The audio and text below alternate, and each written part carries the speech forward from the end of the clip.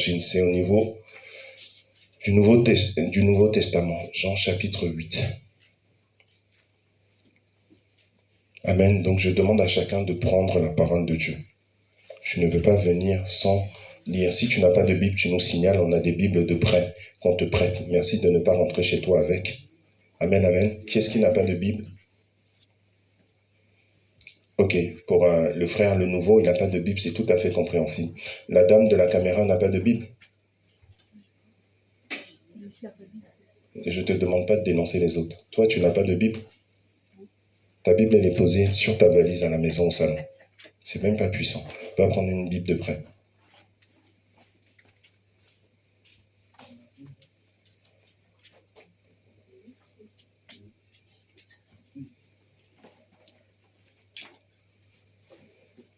Mets-toi avec quelqu'un.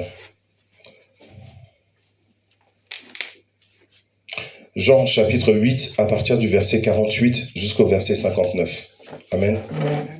Donc on écoute la parole. Il est écrit, je lis respectueusement, verset 48. Les Juifs lui répondirent, n'avons-nous pas raison de dire que tu es un Samaritain et que tu as un démon? Jésus répliqua, je n'ai point de démon, mais j'honore mon Père, et vous m'outragez. Je ne cherche point ma gloire, il en est un qui la cherche et qui juge. En vérité, je vous le dis, si quelqu'un garde ma parole, il ne verra jamais la mort. Maintenant, lui dirent les Juifs, nous savons que tu as un démon. Abraham est mort, les prophètes aussi. Et tu dis que si quelqu'un garde ma parole, il ne verra. Pardon, c'est Jean chapitre 8, verset 30. Pardon, excusez-moi, c'est l'autre passage. Verset 30. Jean chapitre 8, verset 30. Comme Jésus parlait ainsi, plusieurs crurent en lui. Et il dit aux Juifs qui avaient cru en lui, si vous demeurez dans ma parole, vous êtes vraiment mes disciples. Vous connaîtrez la vérité et la vérité vous affranchira. Ils lui répondirent, nous sommes de la postérité d'Abraham et nous fûmes jamais esclaves de personne. Comment dis-tu, vous deviendrez libres? En vérité, je vous le dis, leur répliqua Jésus, quiconque se livre au péché est esclave du péché. Or, l'esclave ne demeure pas toujours dans la maison. Le Fils y demeure toujours. Si donc le Fils vous affranchit, vous serez réellement libre. Je sais que vous êtes de la postérité d'Abraham, mais vous cherchez à me faire mourir, parce que ma parole ne pénètre pas en vous. Je dis ce que j'ai vu chez mon Père, et vous faites ce que vous avez entendu de la part de votre Père. Ils lui répondirent, notre Père c'est Abraham. Jésus leur dit, si vous étiez enfants d'Abraham, vous feriez les œuvres d'Abraham. Mais maintenant vous cherchez à me faire mourir, moi qui vous ai dit la vérité que j'ai entendue de Dieu. Cela Abraham ne l'a point fait. Vous faites les œuvres de votre Père. Ils lui dirent, nous ne sommes pas des enfants illégitimes, nous avons un seul Père, Dieu. Jésus leur dit, si Dieu était votre Père, vous m'aimeriez, car c'est de Dieu que je suis sorti et que je viens. Je ne suis pas venu de moi-même, mais c'est lui qui m'a envoyé. Pourquoi ne comprenez-vous pas mon langage? Parce que vous ne pouvez écouter ma parole. Vous avez pour père le diable. Et vous voulez accomplir les désirs de votre père. Il a été meurtrier dès le commencement, et il ne se tient pas dans la vérité, parce qu'il n'y a point de vérité en lui. Lorsqu'il profère le mensonge, il parle de son propre fond, car il est menteur et le père du mensonge. Et moi, parce que je dis la vérité, vous ne me croyez pas? Qui de vous me convaincra de péché? Si je dis la vérité, pourquoi ne me croyez-vous pas? Celui qui est de Dieu écoute la parole de Dieu. Vous n'écoutez pas la parole de Dieu parce que vous n'êtes pas de Dieu. Parole du Seigneur. Amen, amen. Acclame la parole de Dieu. Acclame la parole de Dieu. Amen, amen, amen, amen, amen. Prenez place. Alléluia. Amen. Donc, mes bien-aimés, je réitère mes propos. Prenez la Bible et lisez la Bible. Amen. Prenez la parole de Dieu. La Bible, c'est le premier niveau de protection ou de compréhension de la protection que nous avons. Amen. Parce que avant de comprendre le sens du dépouillement, avant de comprendre le sens de l'adoration en esprit, avant de comprendre le sens de ces choses si spirituelles, il faut d'abord pouvoir les lire. Amen. Et c'est en les lisant, en vous-même laissant la conviction de ces choses pénétrer en vous, que vous allez pouvoir pratiquer les bonnes œuvres que le Seigneur a prévues pour vous. Amen. Donc la Bible, c'est le premier niveau de protection. Donc lisez la Bible parce qu'elle est esprit et vie. Les paroles qui sont déposées dans la Bible entrent en vous et forment quelque chose dans votre intérieur. Amen, amen. La Bible, les mots de la parole de Dieu entrent en vous et forment quelque chose dans votre compréhension. Ce n'est pas juste un simple livre que vous êtes en train de lire. Ce n'est pas un Voltaire, Rousseau, Montesquieu que vous êtes en train de lire. Vous êtes en train de lire la parole qui est éternelle. Vous êtes en train de lire quelque chose qui était un homme, mais qui a décidé de mettre toutes ses vertus par écrit. Alléluia. Donc vous êtes en train de lire des esprits. C'est l'Esprit de Dieu que vous êtes en train de lire. Et en lisant, en retenant, en mettant en pratique, quelque chose se forme en vous. Est-ce que vous comprenez? Amen. Même si vous n'êtes pas des bishops, vous n'êtes pas des ceci, mais ça doit commencer votre vie de méditation. Amen. Vous ne pouvez pas vous faire l'économie de ne pas lire la Bible. Sous prétexte que vous ne savez pas prier, vous ne savez pas ceci. Non, vous devez pouvoir lire la Bible. Amen. Est-ce que vous comprenez? Même vos jeunes enfants, vous devez les encourager à la méditation. Les dessins animés, c'est bon, mais attention aux dessins animés, parce que les dessins animés, ça va orienter leur esprit à seulement l'image. Or, au fur et à mesure, dans les dessins animés, dans les films chrétiens, qu'est-ce qui se passe? Le film et le dessin animé deviennent loin de la réalité biblique. Il y a des dessins animés, quand vous les regardez, vous vous dites, mais ils ne connaissent pas la parole de Dieu. Mais il n'y a jamais eu ça. Il n'y a jamais eu ça. Ça s'écarte de la réalité biblique. Amen, amen. Amen. Donc, ne reste pas loin de la parole de Dieu. Tu es obligé de lire la parole de Dieu. Alléluia. Amen. Dans ce passage, c'est le Seigneur Jésus, dans le temps de la chair, il était en train de rendre ministère. Donc, il était au niveau du temple et il était à Jérusalem. Il rendait ministère et vous savez qu'à Jérusalem, ils ont fait tout ce qu'ils pouvaient, le groupe des pharisiens, pour piéger Jésus sur des questions de doctrine, pour le mettre en déroute. Amen. Donc il y a des gens qui marchaient autour de lui et qui se faisaient passer comme étant des personnes qui étaient intéressées par la parole de Dieu. Mais ils n'étaient pas intéressés par la parole de Dieu. Ils étaient intéressés par la position que la parole de Dieu donne. Voyez-vous, ils étaient intéressés par la position que la parole de Dieu donne, parce que dans la parole de Dieu, il y a les dîmes, il y a les offrandes, il y a les honneurs, il y a un certain nombre de choses qui sont assez lucratives. Donc il y a des personnes qui ont ça pour intérêt, qui n'ont pas la parole de Dieu en elle-même pour intérêt, qui n'ont pas ce qui fait la force et la véracité de la parole pour intérêt. Eux, ils ont les honneurs pour intérêt. Ça veut dire que leur cœur, autour de leur cœur, il y a une glace qui fait que la parole de Dieu ne rentre pas. Ils ont juste l'image de la chose, mais ils n'ont pas du tout la force ou les vertus de la chose. Ça ne les intéresse pas. Donc eux, ils veulent la position. Amen. Amen. Et Jésus était venu dans son ministère afin de dénoncer les positions. De dire que non, ce n'est pas une question de position. La position n'emmène pas quelqu'un au ciel. Toutes les écritures que j'ai lancées depuis des dizaines et des centaines d'années, c'est pour vous la transformation de votre cœur. Amen. Ce n'est pas la transformation de votre niveau de vie. Votre niveau de vie, toutes ces choses-là, Jean chapitre 6, verset 33, toutes ces choses, vous cherchez premièrement et sa justice. Et toute chose vous sera donnée par-dessus tout. Voilà. Donc, Jésus dit, mais c'est pas normal ce que vous faites. Je ne suis pas venu pour donner du travail à quelqu'un. Je ne suis pas venu pour donner une nouvelle maison à quelqu'un. Je ne suis pas venu pour donner une nouvelle voiture à quelqu'un, un nouveau bateau à quelqu'un. Ce n'est pas bien ce que vous faites. Parce que voiture, maison, bateau, quand Pierre lui a dit, mais nous qui avons tout abandonné pour te suivre, qu'aurions-nous? Jésus lui a dit, dans ce siècle et dans le siècle à venir, vous aurez maison, vous aurez terrain, vous aurez toutes ces choses-là, parce que ça vient après votre entrée dans le royaume. Ce sont des choses qui sont très petites. Quand vous êtes membre du royaume, ce sont des choses qui n'augurent aucune difficulté. Est-ce que vous comprenez? Mais quand tu n'es pas membre du royaume, ce sont des choses qui tiennent ton cœur. Ça tient ton cœur. Il faut que tu aies une femme de cette taille, de cette trempe, de cette élégance, de cette ceci, de ce... Il faut que tu aies un homme qui soit comme ça, grand, ceci, cela. Non. En fait, tu es dans ton projet à toi. Ce pourquoi le monde a préparé tout un système pour que tu rentres dedans. Tu es dans ce projet-là. Mais tu n'es pas du tout dans le projet de Dieu. Amen, amen. Tu n'es pas du tout dans le projet de Dieu. Et cette vie-là, cette vie que tu veux, que tu rêves, tu vas la réussir. Hein, parce que le diable est si stratégique qu'il s'arrange à ce que les gens réussissent à atteindre les objectifs. Mais à quel prix? À quel prix tu vas atteindre les objectifs? Amen. Je vais vous donner un témoignage pour que vous puissiez comprendre. Je vais prendre le temps de parler lentement, de prêcher doucement pour que vous puissiez comprendre.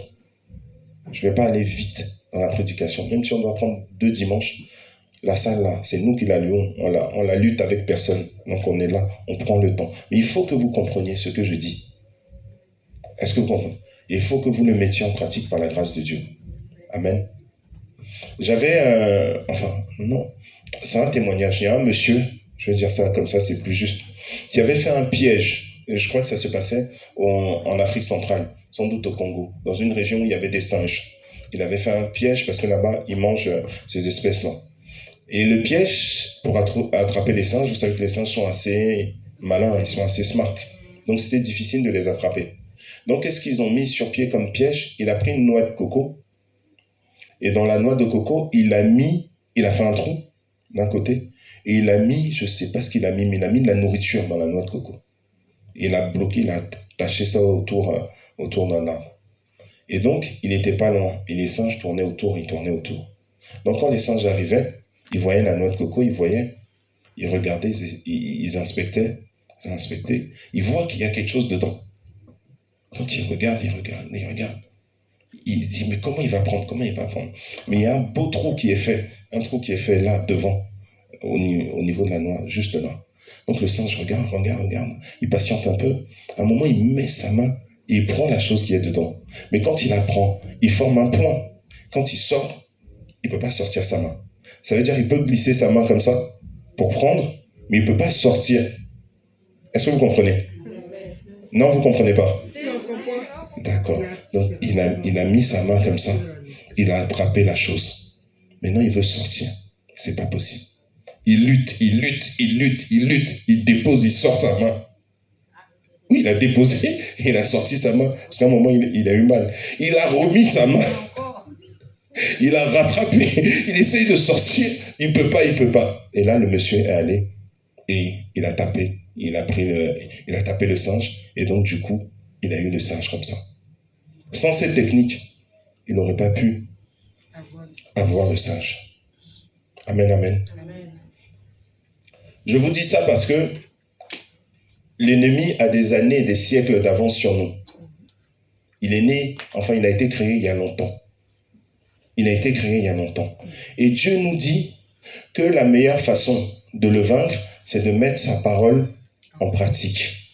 Amen. C'est de mettre sa parole en pratique et de ne pas trier sa parole. On a le droit dans le cheminement chrétien d'aller étape par étape. Ça veut dire que ça, c'est un peu dur. Avec le niveau de foi que j'ai, je vais faire ça doucement. Mais tu dois aspirer à avancer. Tu ne peux pas rester à l'étape du CM1 ou du CP1. Tu dois grandir dans ta foi chrétienne.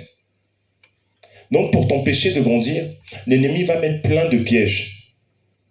Et donc, ça va être, les églises sont ceci, on vole dans les églises, on vole dans les églises. Les pasteurs sont des voleurs. Oui, il y a des pasteurs voleurs. Oui, mon ami, il y a des pasteurs qui font des choses horribles. Il y a des pasteurs même qui devraient être en prison. Mais une chose que vous devez savoir, c'est parce qu'il y a eu les vrais que les faux sont apparus. Amen. C'est parce qu'il y a eu les vrais que les faux sont apparus. Si jamais il n'y avait pas les vrais, il n'y aurait jamais eu de faux. Il n'y a pas de contrefaçon de quelque chose qui n'existe pas. La contrefaçon, c'est la contrefaçon de l'original qui existe. Donc, ce n'est pas une raison pour tourner le dos à Dieu au lieu d'enseignement où le Seigneur peut vous emmener à vous perfectionner dans la vie qu'il a prévue pour vous. Parce que c'est le Seigneur qui a le remède de la vie qu'il a prévue pour vous. Tout le système qui est mis autour de nous s'appelle le monde. Le monde, c'est le système mis sur pied par le diable et ses acolytes afin de détourner les enfants de Dieu de la parole de Dieu, détourner les enfants de Dieu de la volonté de Dieu. C'est ça qu'on appelle le monde. Amen, amen. Amen. Le monde, la chair, ce sont toutes les aspirations, les attributs de l'homme qui vit hors de Dieu. C'est ça qu'on appelle la chair. Donc il y a un tas d'émotions, il y a un tas de choses que l'on fait qui ne sont pas de Dieu parce que nous vivons hors de cette relation intime avec le Saint-Esprit. Donc nous vivons dans la chair. Et toutes ces choses-là sont faites pour que nous rations le royaume des cieux. Amen, amen. Et donc Jésus est venu pour essayer de rétablir ces vérités au niveau des Hébreux, et rétablir ces choses-là au niveau du peuple. Mais les pharisiens se sont opposés. Et c'est dans ce cadre-là que nous avons ce dialogue entre les pharisiens et Jésus. Est-ce que vous comprenez? Jésus est venu pour sauver. Ils ont dit que non. Nous, on a déjà tout. Toi, tu veux quoi? Non, le système est bon. Non, nous, on est au-dessus. Eux, ils sont en bas. Et puis voilà. Jésus dit, mais vous êtes au-dessus. Vous fermez la porte. Et puis vous les empêchez, eux, de monter. Parce que vous ne leur permettez pas d'avoir accès à la parole de Dieu. En leur temps, ils n'avaient pas accès à la parole de Dieu. Parce que tout le monde ne savait pas lire. On ne donnait pas l'occasion à tout le monde de lire. Et la parole de Dieu était dans des papyrus, des feuilles roulées, des papiers roulés qui étaient gardés au temple. Tout le monde n'avait pas accès. Donc pour entendre la parole de Dieu, il fallait qu'un membre des pharisiens ait lu la parole de Dieu. Et puis quand il récite ou quand il vient expliquer, c'est là que tu écoutes un peu la parole de Dieu et puis ton âme est un peu rassasiée. Mais aujourd'hui, le Seigneur nous a fait grâce. La parole est à profusion. Mais sachez que d'ici 20 ans, ça n'existera plus. Sachez que d'ici 20 ans, la Bible papier n'existera plus. Amen. Parce qu'ils sont en train de monopoliser les sociétés qui fabriquent ou qui éditent les Bibles. Ils sont en train de faire des monopoles. Et il y a des manias du papier qui sont en train d'acheter tous ces groupes-là. Ils vont acheter tous ces groupes, ils vont tout faire passer là. Et un jour, les applications, il y en aura de moins en moins, il y en aura quelques-unes sur lesquelles. Et un jour, ils vont décider d'éteindre les applications. Et puis c'est comme ça qu'ils vont faire. Le plan est déjà connu. Donc quand on te dit de lire la parole de Dieu, c'est pas parce qu'on est là et puis je n'ai rien à dire que je dis ça. Je sais ce que je suis en train de te dire. Amen, amen. Gloire à Jésus. Amen. On va essayer de regarder le texte verset par verset. Donc,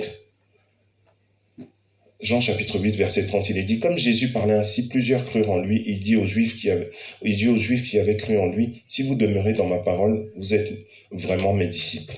Vous connaîtrez la vérité et la vérité vous affranchira. Donc, Jésus expliquait les choses du royaume et il y a certaines personnes, à cause de la puissance de l'esprit qui l'animait, l'esprit de Dieu qui était en lui, la puissance, il arrivait à développer en eux la persuasion, la conviction que ce monsieur dit, c'est la vérité. Et donc, ce que Jésus disait était le contraire de ce que les pharisiens disaient. Donc, les gens commençaient à se rallier à Jésus. Est-ce que vous comprenez? Voilà. Verset 33. Ils lui répondirent, nous sommes la postérité d'Abraham, et nous ne fûmes jamais esclaves de personne. Comment dis-tu, vous deviendrez libres? Jésus leur avait dit, effectivement, que si vous écoutez ma parole vous affranchira. Amen. Ma parole vous affranchira parce qu'il y a des portions de la parole de Dieu. Amen, amen. Quand tu es conduit par l'Esprit et que tu es dans certaines situations, l'Esprit de Dieu te dit, prends tel passage. Prends tel passage par rapport au songe que tu viens de faire. Prends tel passage, médite-le et prie avec ce passage. Je vous ai expliqué qu'il y a des mots qui sont dans la parole de Dieu qui sont des mots-outils. Qui sont des mots-outils, qui sont le nom de certaines situations.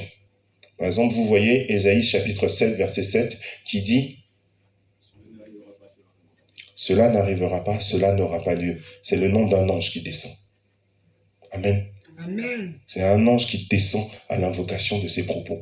Ne notez pas les choses pour que ça devienne, ça devienne une adoration. Non, c'est conduit par l'Esprit que le Seigneur permet que les choses se font.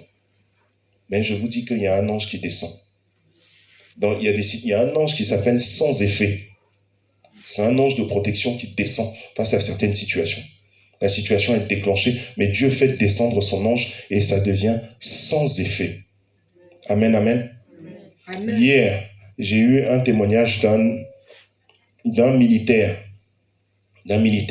de l'armée d'Israël lors de la guerre de 1967, la guerre des 6 jours. C'était les Hébreux contre pas mal de pays arabes autour d'eux. Ils les avaient encerclés et dans le combat, ils avaient pris Israël par surprise. Ils avaient détruit les protections d'Israël.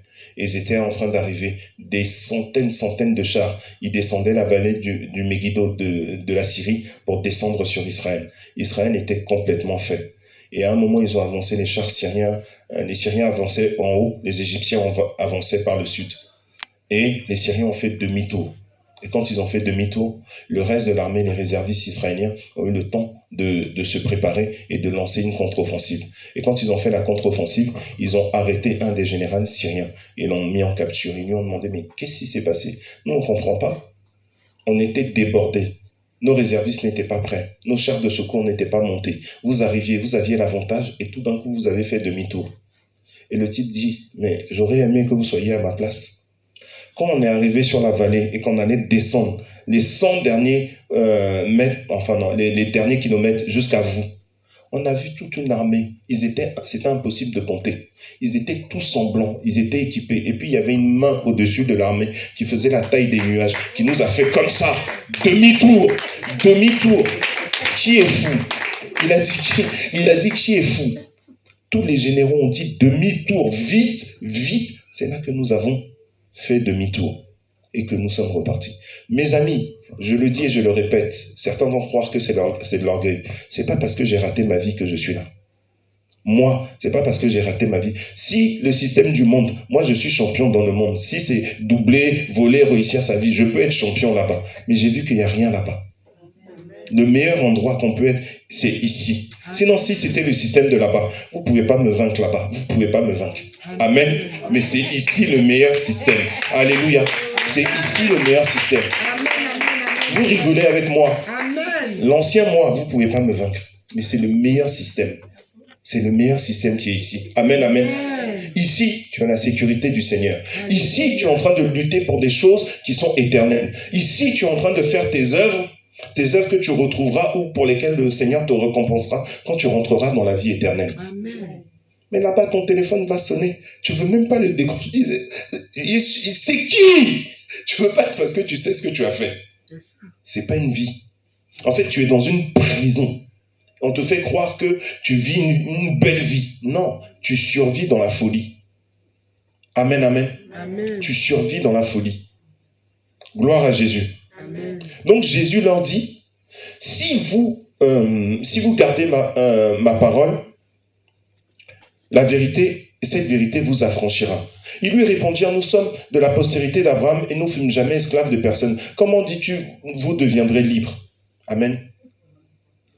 Ça veut dire, eux, leur tête, elle était bouchée même. Ils sont pires que nous avant. Ils disent qu'eux, ils sont d'Abraham, ils n'ont jamais été libres. En fait, entre la discussion de Jésus, ce que Jésus est venu leur apporter, et ce sur quoi eux, ils sont établis, il y a une opposition totale. Eux, ils sont établis sur l'argent. Eux, ils sont établis sur l'argent. Vous savez que jusque même aujourd'hui, les systèmes et les circuits d'argent sont gérés par les Hébreux. Amen. Amen. Ils sont établis sur l'argent.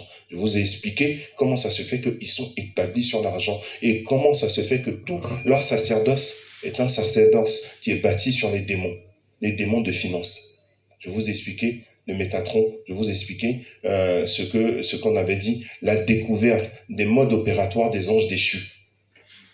C'est le principe des modes opératoires des anges déchus qu'ils utilisent. Voilà pourquoi tout leur sacerdoce est basé sur les démons des finances. Voilà pourquoi ils tiennent le monde. Amen, amen.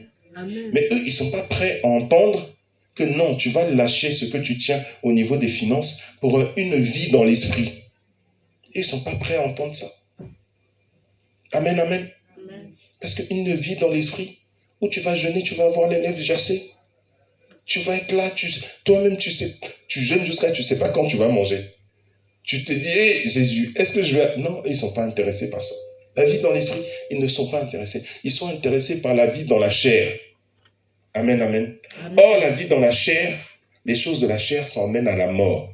Parce que la chair et l'esprit sont deux choses qui sont opposées. La chair ne peut pas faire la volonté de l'esprit. Or, l'esprit, c'est l'esprit de Dieu. Donc, ça veut dire, sans la conduite de l'esprit de Dieu, tu ne peux pas faire la volonté de Dieu. Tu es dans une dimension qui s'appelle la volonté permissive de Dieu. Mais laisse-moi te dire que ce n'est pas la volonté de Dieu. Amen. La volonté permissive de Dieu, ça n'est pas la volonté de Dieu. Tous ceux qui auront vécu selon la volonté permissive de Dieu et qui auront accepté Jésus, je vous le dis, ils iront en jugement. Ceux qui n'iront pas en jugement, c'est ceux qui auront vécu, accepté Jésus et qui auront été conduits par l'envoyé de Jésus, à savoir le Saint-Esprit, celui qui prend la vérité de Dieu et qui vient de nous la donner pour que nous la mettions en pratique. Ceux-là vont être héritiers du royaume des cieux. Ils commencent leur vie éternelle en étant maintenant ici. Ils sont dans l'éternité. Ils peuvent toujours pécher et perdre cette éternité. Mais s'ils ne pêchent pas, ils sont déjà dans l'éternité. Parce que c'est le Saint-Esprit qui fait rentrer dans l'éternité. Amen, amen. Amen. Le Saint-Esprit fait rentrer dans l'éternité. Est-ce que vous comprenez? Donc pour les Hébreux, les pharisiens, c'était impossible de comprendre des logiques comme ça. Parce que le mode opératoire des anges déchus leur avait embourbé la tête avec l'argent et les biens matériels. Et donc, ils lui disent, nous n'avons jamais été esclaves. Nous sommes fils d'Abraham. Comment dis-tu que nous allons être libres? Mais en fait, quand tu parles, toi-même, tu ne te rends pas compte que tu es déjà esclave du matériel. Tu es déjà esclave de l'argent. Tu es déjà esclave des biens qu'on t'a promis. Tu es déjà sous l'esclavage. Parce que la Bible dit que l'on est l'esclave de celui à qui on obéit. Donc, ils sont déjà dans un certain esclavage. Amen, amen. Amen. Est-ce que vous comprenez? Amen. Mais eux, leur cas à eux, c'est grave pour eux. Quand on étudie leur vie, c'est pour se l'adresser à nous. Toi, sous quel type d'esclavage tu es? Sous quel type d'esclavage se trouve ta famille? Avec quel esclavage tu marches dans ton sang tous les jours? Il y a un esclavage déposé, un témoignage d'esclavage déposé dans ton sang. Si tu ne me crois pas, si vous êtes plusieurs à être sortis du ventre de ta mère, regarde vos vies. Je dis, regarde vos vies. Plusieurs à être sortis du ventre de votre père, regarde vos vies. Dans notre sang, dans nos sangs, il y a des limitations qui sont inscrites dans nos sangs. Il y a des impossibilités qui sont inscrites dans nos sangs. Il y a des vols de rêves qui sont inscrits dans nos sangs. Il y a des dépouillements qui sont inscrits dans notre sang. Ce qui est inscrit dans notre étoile, il y a un tunnel entre nous et notre étoile qui dévie ce qui est inscrit dans notre étoile. Parce que c'est des choses qui sont inscrites dans notre sang. Amen, amen, amen. Amen. On est, N-A-I-T, le verbe naître, on est dans l'esclavage. Les seuls qui ne sont pas nés sous esclavage, c'est ceux qui ont des parents chrétiens qui sont dans l'adoration en esprit, qui sont conduits par le Saint-Esprit. Ça veut dire que dès les premières semaines d'aménorrhée, ils commencent à adresser des prières au niveau du Seigneur par rapport à l'étoile de l'enfant. Adresser des prières sur la base de Matthieu chapitre 2, verset 8. Nous avons vu l'étoile du bon berger. Ils commencent à adresser des prières. Ils commencent à adresser un certain nombre de choses au Seigneur jusqu'à la naissance de l'enfant. Cet enfant-là, le tunnel de déviation de son étoile, ça ne sera pas possible. Les anges ne vont pas laisser. Les anges ne vont pas laisser. Amen, amen. Quand vous allez lire le livre de Matthieu, le Seigneur dit, ne faites pas de tort à ces petits-enfants. Pourquoi ne faites pas de tort à ces petits-enfants? Parce que leurs anges sont constamment présents devant le trône de mon Père. Leurs anges sont constamment présents devant le trône de mon Père. Amen, amen. Souvent, on va venir me dire, ah, docteur, on a vu derrière toi un ange puissant, ou bien on a vu dans ta maison un ange puissant. Ça, c'est une dimension, mais toi, tu as ton ange, toi, tu as ton ange, elle a son ange. Nous sommes tous nés avec un ange. Mais comme nos parents étaient versés dans l'ignorance, étaient versés dans les choses anti-Dieu, l'ange, au fur et à mesure que tu pratiques certaines choses, il s'éloigne, il s'éloigne, il s'éloigne, il s'éloigne. Il s'éloigne. Parce que les pratiques que tu fais, comme la Bible dit qu'on obéit, on est esclave de celui à qui on obéit, les pratiques que tu fais, quand elles viennent des démons, ça appelle les démons. Ça appelle les démons. Ça appelle les démons. Le fait de coucher hors mariage, le fait de mentir, le fait de voler, le fait d'être dans des choses que la Bible condamne, ça appelle les démons. Et au fur et à mesure, l'ange est obligé de se retirer. Il se retire. Il se retire. Il se retire. Il se retire jusqu'à ce qu'il n'y ait plus de filiation entre l'ange que Dieu a asséné à ta vie et toi. Amen, amen. Amen. Donc, quand le Seigneur dit que c'est le péché qui vous cache ma face, c'est de ça dont le Seigneur parle. C'est notamment de ça dont le Seigneur parle. Sinon, il n'y a personne qui est né de Dieu qui n'est pas escorté d'un ange pour conduire sa vie, pour être à côté de lui. Amen, amen. Est-ce que quelqu'un me comprend? Amen. Nous, parents humains, méchants comme nous sommes, vous allez me faire parler chinois, méchants comme nous sommes, quand on doit partir, nos enfants, on les laisse à des nounous, non? Est-ce que vous laissez votre bébé d'1 an tout seul, si tout va bien dedans? Si tout va bien. Parce qu'il y a des gens qui le font. Et on sait que tout ne va pas bien. Mais est-ce que tu vas laisser ton bébé d'1 an? Ou tu as 3 bébés, 3 ans, 1 an, voilà, 4 ans. Puis toi, tu les laisses et tu t'en vas. Non. Tu vas toujours mettre un gardien. Tu vas toujours mettre quelqu'un à côté d'eux. Amen, amen. Mais non, si les enfants sont sorciers, qui sortent de leur corps, ils bottent la servante, quand tu vas rentrer, bah tiens, je rentre des missions, là je m'en vais. Mais dis-toi que c'est ce qui se passe à notre niveau, parce que nous pratiquons des choses de l'autre monde, du sous-monde, qui appellent les démons. Donc l'ange se retire, petit à petit, il se retire, il se retire, il se retire. Peuple de Dieu, est-ce que quelqu'un comprend ce que je raconte? Amen. Vous comprenez vraiment? C'est important que vous compreniez parce que le but ici, c'est pas de remplir la tête de connaissances. Non, le but, c'est de vous aider à ce qu'au quotidien, vous vous sentez à l'aise dans votre vie chrétienne. Au quotidien, vous ayez l'envie, la foi et le courage de persévérer dans la vie chrétienne. Au quotidien, vous sentiez que vous n'êtes pas seul, vous n'êtes pas seul. Au quotidien, vous sentez que la vie chrétienne est une vérité. Ce n'est pas juste des lubies, des histoires que l'on raconte. Non, mes amis, c'est une vérité. Amen. Donc on continue. Verset 34.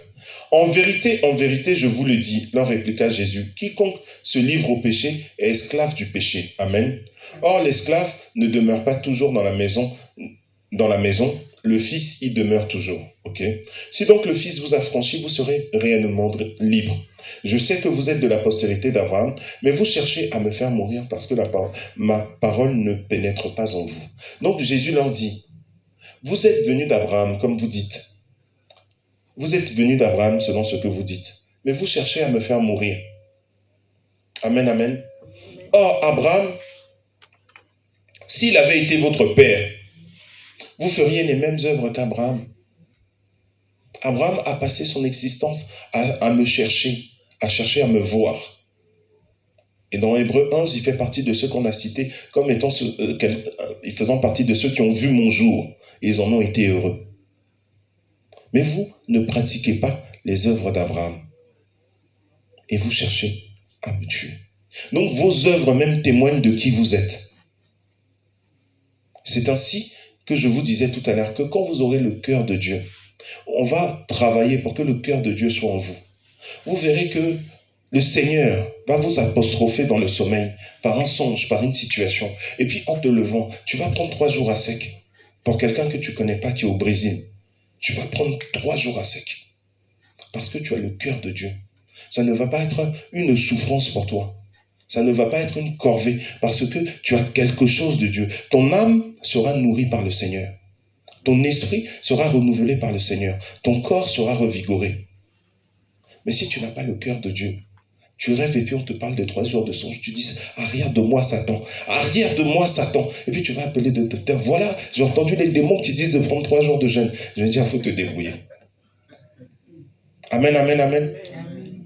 Est-ce que vous comprenez l'adoration en esprit, mes bien-aimés? Ça veut dire que nous sommes dans un système où nous devons changer les choses. Parce que déjà, Dieu a préparé le changement, a préparé tous les éléments. Mais c'est nous qui retardons l'accomplissement de ces choses. Par notre manque de compréhension, par notre manque de souci de la parole et par notre manque de désir de voir notre vie évoluer et changer de dimension. C'est nous qui retardons ces choses-là. Amen, amen. Donc, il dit au verset 38, « Je dis ce que j'ai vu chez mon père, et vous faites ce que vous avez entendu de la part de votre père. » Ils lui répondirent, « Notre père, c'est Abraham. » Jésus leur dit, « Si vous étiez enfant d'Abraham, vous feriez les œuvres d'Abraham. Mais maintenant, vous cherchez à me faire mourir, moi qui vous ai dit la vérité que j'ai entendue de Dieu. Cela, Abraham ne l'a point fait. Vous faites les œuvres de votre père. » Ils lui dirent, « Nous ne sommes pas des enfants illégitimes, nous avons un seul Père, Dieu. Jésus leur dit, si Dieu était votre Père, vous m'aimeriez, car c'est de Dieu que je suis sorti et que je viens. Je ne suis pas venu de moi-même, mais c'est lui qui m'a envoyé. Pourquoi ne comprenez-vous pas mon langage? Parce que vous ne pouvez pas écouter ma parole. Vous avez pour père le diable et vous voulez accomplir les désirs de votre père. Il a été meurtrier dès le commencement et il ne se tient point dans la vérité parce qu'il n'y a point de vérité en lui. Lorsqu'il profère le mensonge, il parle de son propre fond, car il est menteur et il est le père du mensonge. Amen, amen. Amen. Mes bien-aimés, c'est un état de cœur qui est décrit. Soit ton cœur est de Dieu, soit si ton cœur n'est pas de Dieu, toi-même tu réalises que ton cœur n'est pas de Dieu, et tu vas mettre ce qu'il faut sur pied pour que ton cœur soit changé. Amen, amen. Soit alors, tu restes dans cette vie de comédie.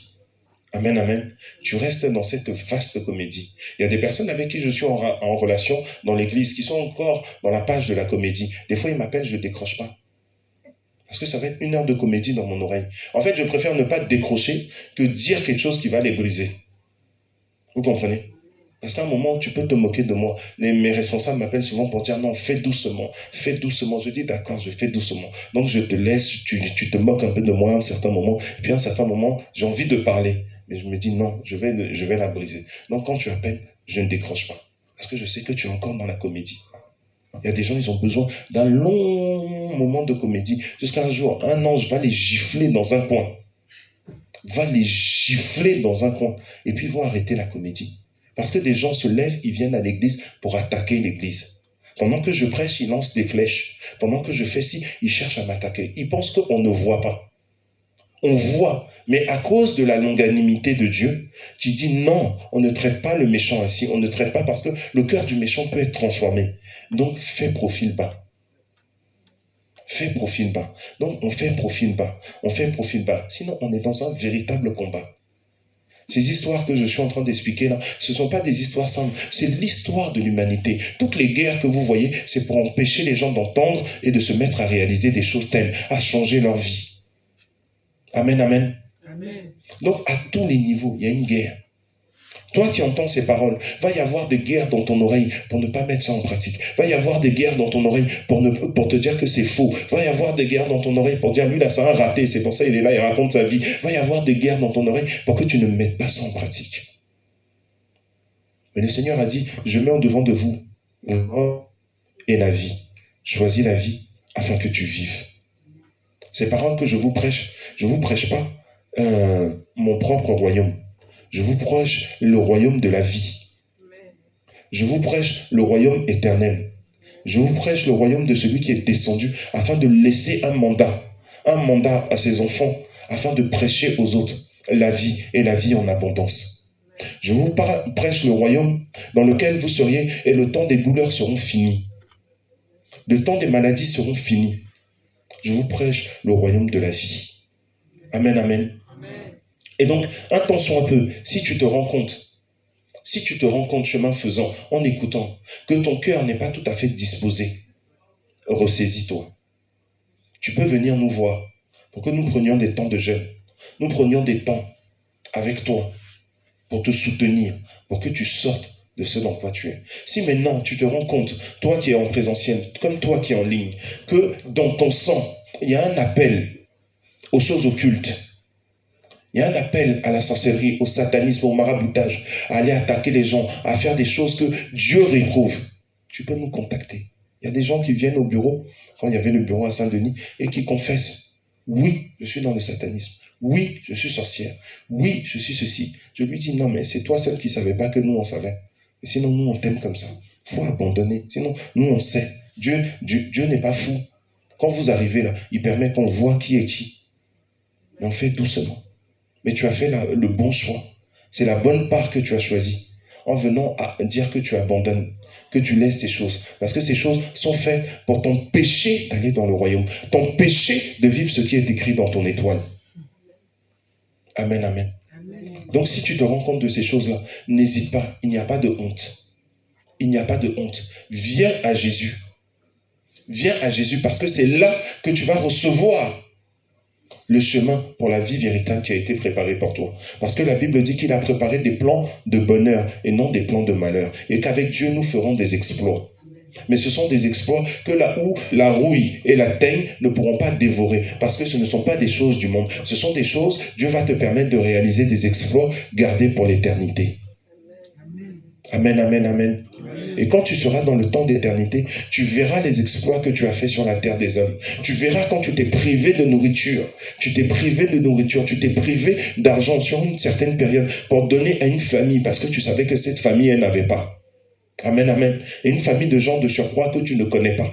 C'est encore mieux parce qu'ils ne viendront pas te remercier. Mais Dieu te remerciera. Et tu verras la situation que tu as débloquée dans leur vie. Amen, amen. C'est de telles choses dont nous sommes en train de parler. Ce ne sont pas des fables. Nous sommes en train de parler de la réalité. De la réalité de ce que Dieu a voulu faire dans la vie de ses enfants. Mais je reviens un instant sur le diable, le fait qu'ils aient le diable pour père. Amen. Avoir le diable pour père, comme je vous ai dit la semaine dernière, un être humain. Amako, lève-toi. Merci la jeune sœur Amako, Grâce Nice. Amen. Acclamez le Seigneur pour sa vie quand même. C'est notre petite sœur pleine de grâce. Amen. Et donc, Grâce Nice, elle est le fruit de... Le prénom de ton père? Joseph. Elle est le fruit de Joseph, le prénom de maman? Véronique. De Joseph et de Véronique. Amen. Donc, si vous regardez Grâce Nice, dans l'apparence et tout ça, vous allez trouver des choses de Joseph et des choses de Véronique. Amen. Maintenant, on va remonter un niveau au-dessus. Donc, grand-père, grand-mère, oui, je sais, je ne vais pas te demander. Donc, vous allez regarder aussi, si vous voyez ces grands-parents, qu'il y a des traits de caractère, mais un peu moins que les parents directs. Des fois si, mais voilà. Et au fur et à mesure, on remonte, l'arbre généalogique s'agrandit. Mais ce que vous devez savoir de Amako, c'est que en elle transporte, donc comme j'ai dit la semaine dernière, un code génétique. Un code génétique, c'est quelque chose qui construit son intérieur. En fait, son extérieur même est issu de son génome. Ça veut dire que ce sont des informations biologiques, mais aussi spirituelles, qui sont inscrites dans son intérieur. Amen. Donc ça, c'est son ascendance. Au niveau de sa descendance, ils sont compactés, ils sont déjà là. Amen. Sa descendance est déjà là. Ses petits-enfants et tout ça sont déjà là. Les actes qu'Amako va poser aujourd'hui, elle engage sa descendance.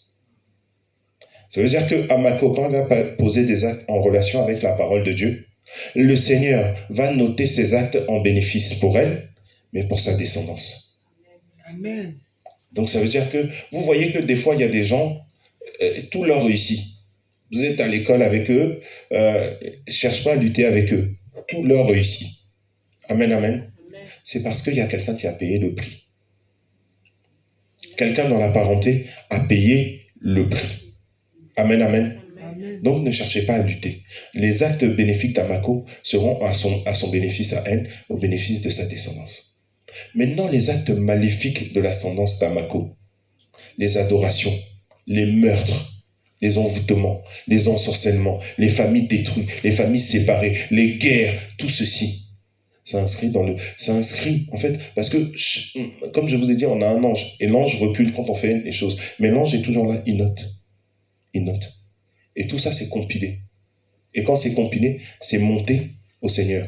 Et ça inscrit dans la descendance. Ça inscrit dans sa descendance. Donc vous allez voir que des gens qui sont issus de familles palabreux, de familles de guerriers, de familles de bagarreurs, comme par étrangeté, eux aussi sont bagarreurs, ils sont ceci, ils sont cela. Est-ce que vous comprenez là où je veux en venir? Amako n'est pas le fruit juste de Véronique et de Joseph. Amako est le fruit d'une longue lignée. Et les choses de la longue lignée, tant qu'elles n'ont pas été exhumées, elles n'ont pas été exultées par la prière de brisement, les liens de ces choses-là pèsent sur Amako. Il y a des gens, comme je vous l'ai dit la semaine dernière, qui ont tissé des alliances avec des esprits, et lors de ces alliances-là, ils ont été très, très riches, ou ils ont été très intelligents. Ils ont été très intelligents, ils ont été vraiment une intelligence particulière. En fait, eux, ils ont pris l'intelligence de toute la descendance. Et puis, on a mis pour eux. Est-ce que vous comprenez? Il y a l'intelligence académique, il y a l'intelligence de vie, il y a différentes sortes d'intelligence. Mais l'intelligence académique, ils ont pris l'intelligence de toute la descendance. Et puis, on a mis dans leur tête, bye. Ça veut dire que toi, tu composes à une personne qui a 100 intelligences dans sa tête. Mais quand la descendance va arriver, la descendance va être bête comme tes pieds, parce qu'il n'y a plus rien dedans. Est-ce que vous comprenez? Donc, qu'est-ce qu'Amako doit faire? Amako doit briser tout ce que son ascendance a fait qui lutte contre elle.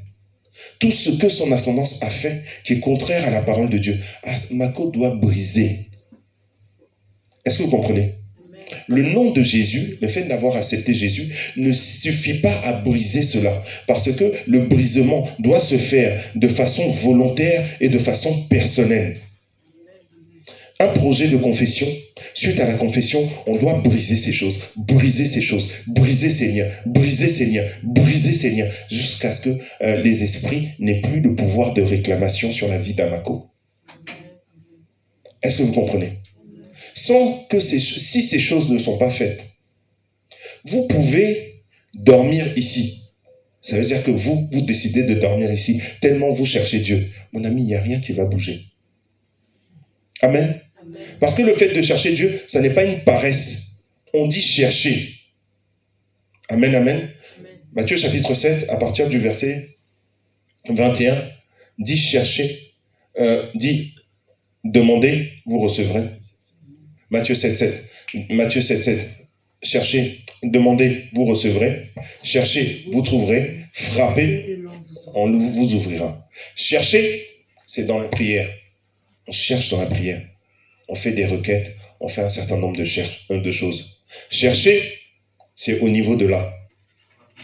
C'est au niveau de la vie. Une Bible. On devient un archiviste. On cherche des exemples. On cherche la parole de Dieu. Frapper, c'est la dimension du jeûne et la dimension du briser. Quand vous avez tous les éléments maintenant, vous pouvez briser, briser, briser, briser. Amen. Quand les gens nous voient briser, briser, briser, ils rigolent de nous. Ils croient que nous, on est fous. Mon ami, on n'est pas fous. Parce que ta vie, entre sans briser et 1 an après avoir brisé, tu vois la différence de ta vie. Tu dis, je vais briser jusqu'à ma mort. Il est brisé même en mangeant. Amen, amen. Parce que tu vois la différence qu'il y a dedans. Et tu sais qu'il faut briser même en dormant. Même en dormant, tu brises. J'ai dit, je brise jusqu'à les démons sont fatigués de moi. Amen, amen. Tu peux gagner ta place. Acclamez le Seigneur pour Amako. Donc, nous autres, mes bien-aimés, qui avons eu une ascendance où personne n'a fait le travail au niveau du sang, le sang qui coule en nous, personne n'a fait le travail de brisement. Personne n'a fait le travail d'adoration d'esprit. Personne n'a fait ce travail véritablement. Tu dois commencer à retrousser tes manches. Parce que tu as du pain sur la planche. Tu as un énorme travail à faire. Surtout quand tu es dans le premier dans la lignée. Tu as un gros travail. En fait, le travail peut être si colossal que tu vas être comme Jésus. Tu n'auras nul endroit où proposer ta tête. Ça veut dire que tu combats où tu combats, tu combats où tu combats, tu combats où tu combats. Faut pas te dire, Seigneur, je suis fatigué de combat. Parce que tu combats pour toute une descendance. Amen. Tu combats pour toute une descendance. Je vais vous donner un témoignage et on va arrêter là. Amen. Est-ce que vous avez, le peuple de Dieu, est-ce que vous avez compris? Amen. Vous êtes sûr que vous avez compris, hein? Amen. Acclamez le Seigneur si vous avez compris. Gloire à Jésus. Gloire à Jésus. Je vous demande souvent si vous avez compris parce que il y a des personnes malheureusement qui ne comprennent pas, qui disent qu'elles ont compris. Et après ils appellent l'évangéliste, ou ils appellent des personnes comme ça pour dire ah, il a prêché franchement, il parle gros français. Nous on n'a rien compris. Hein. On n'a rien compris. Et on m'appelle pour dire docteur, faut parler doucement, faut parler lentement, faut chercher des synonymes, faut plus dire des mots comme ça, faut pas dire... Je dis bon d'accord, j'ai compris. Je dis mais qui t'a dit? Il dit non, je te dis pas. Il dit je te dis pas qui m'a dit parce que on sait pas comment tu vas réagir. J'ai dit bon, il n'y a pas de souci. Donc voilà pourquoi je vous demande à chaque fois que vous avez compris et c'est important que vous compreniez. Amen. Amen. Donc Il y avait un homme de Dieu, certains connaissent ce témoignage-là. Il y avait un homme de Dieu qui a été invité en Colombie pour un programme international où il y avait plusieurs hommes de Dieu. Et donc, lui, il me semble qu'il devait intervenir le deuxième jour ou le troisième jour du programme. Et donc, on lui avait donné le programme, le temps d'intercession. Depuis qu'il était arrivé d'Afrique, je crois qu'il était en jeûne sec. Il est arrivé d'Afrique, il allait dans son hôtel, il était en jeûne sec. Ça veut dire dans le pays, il n'a rien goûté des mets du pays, boissons du pays, rien, eau du pays, rien. Il était en jeûne sec. Et on le voit dans l'hôtel, il est là. Il est là. Et on lui avait dit que quand il va intervenir après un monsieur. Le monsieur, c'est un caucasien, un américain blanc. Il va intervenir après lui.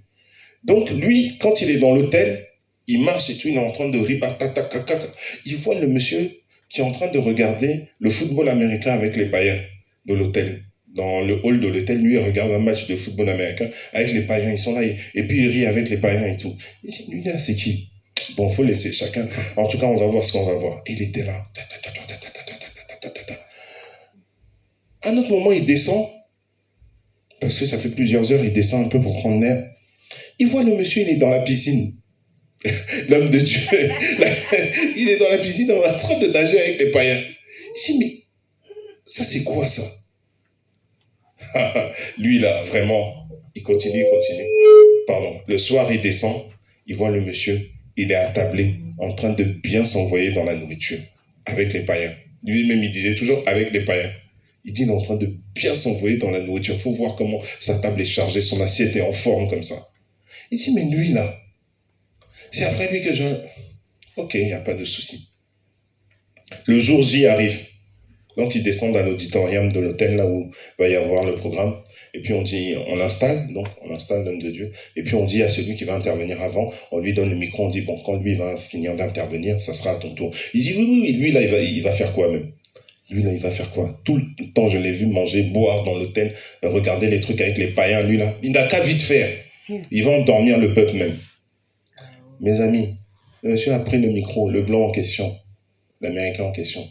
Il a dit, Alléluia, Alléluia, Alléluia. Power of God, Holy Spirit, Alléluia. Toute la terre était par terre. L'onction a pris toute la salle. Tout le monde était par terre. Les gens vomissaient.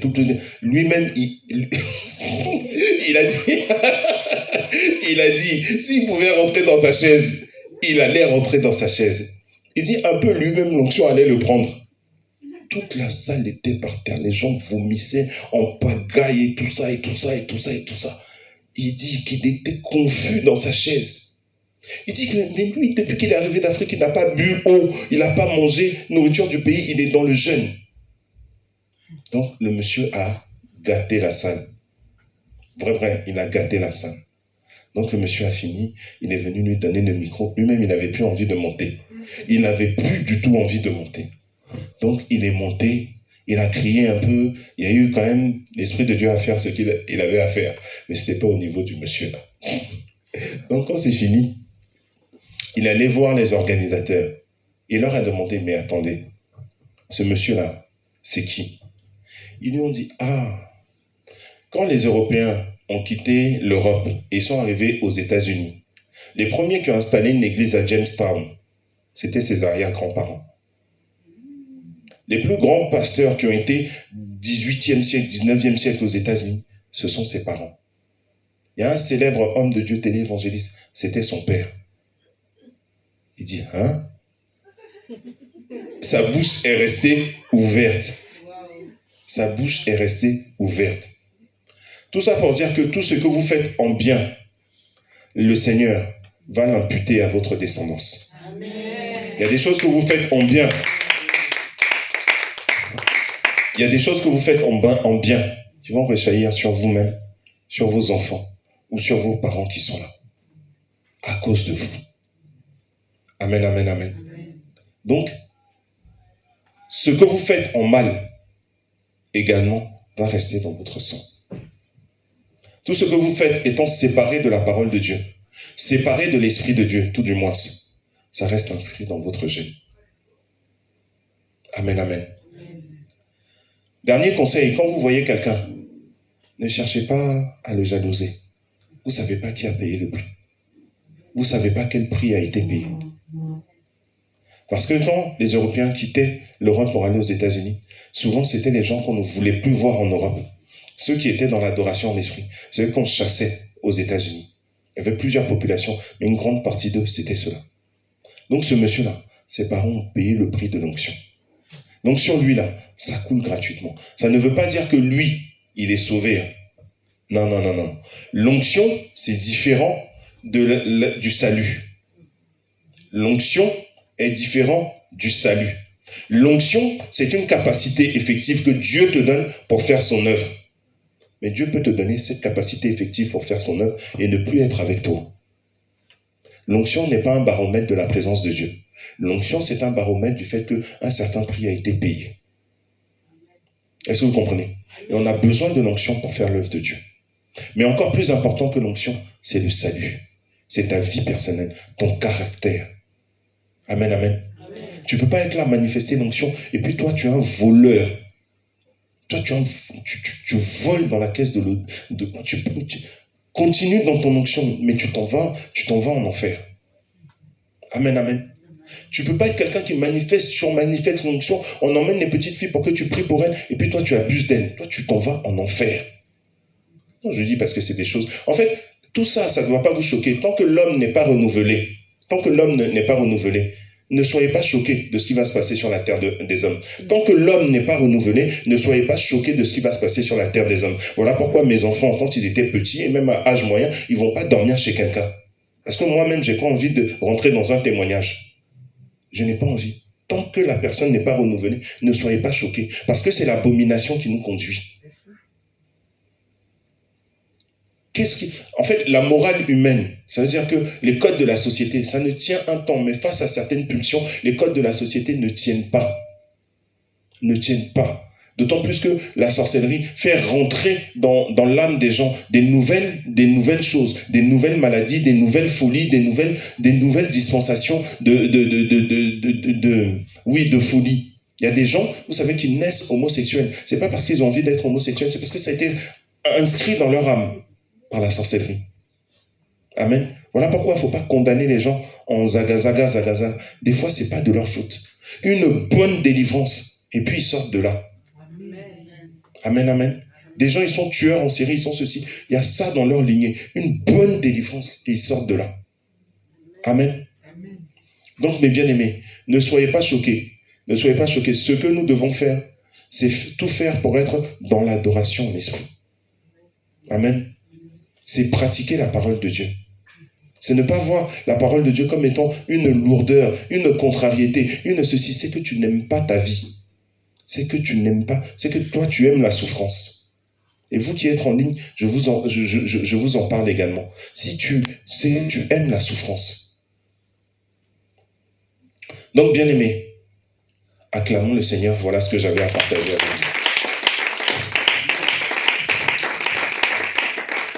Gloire à Jésus. Amen. Je vais donner la parole au frère Osias qui va terminer, juste avant que le frère Osias ne prenne la parole, je vais demander à une sœur parmi nous que je vais présenter rapidement. C'est la sœur Prudence. Acclamez le Seigneur pour sœur Prudence.